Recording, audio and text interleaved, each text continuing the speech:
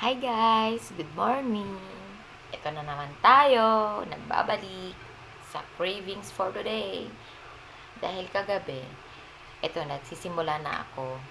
Dahil kagabi, nag-crave ako ng lumpia. At dahil meron akong tirang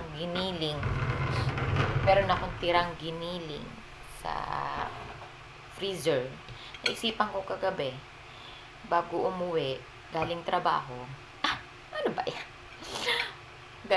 Dumaan muna ako sa supermarket para bumili ng wrapper na ano ko na siya, na himay-himay ko na siya, as hindi nyo na ako nasamahang yung kung paano yung gawa ko, yung sarili kong version. Ito na siya. Giniling ko, ang ingredients ko lang dyan. Carrots, sibuyas, bawang, saka syempre giniling. Tapos nilagyan ko ng isang isang itlog. Tapos nilagyan ko na ng mga pampalasa. Tapos ito na, nag-start na ako. Dahil ang cravings natin for today's video ay lumpia. Ito na yung finished product. Hindi ko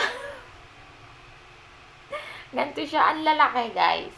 Pero pag naluto ko, ewan ko kung, pero hindi ko siya tinitikman yung ibang ginagawa na nilalasahan.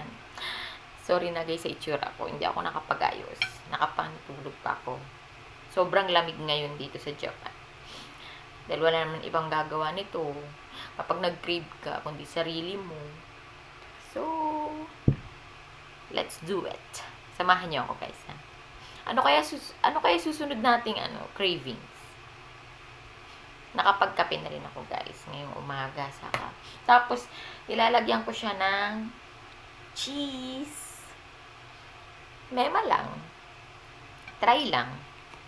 Panglas ko na nga ato eh. Kayo guys, anong cravings nyo ngayong araw? Ingat sa nabubulol pa.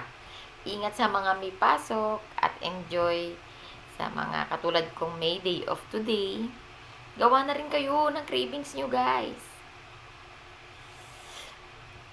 Hanggang sa susunod, nagpakit pa. Hanggang sa susunod na cravings.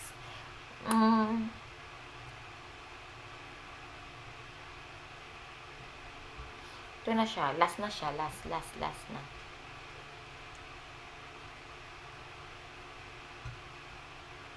Tcharam! Malinis ang kamay ko, guys, ha? Nagugas ako. Hindi siya perfect.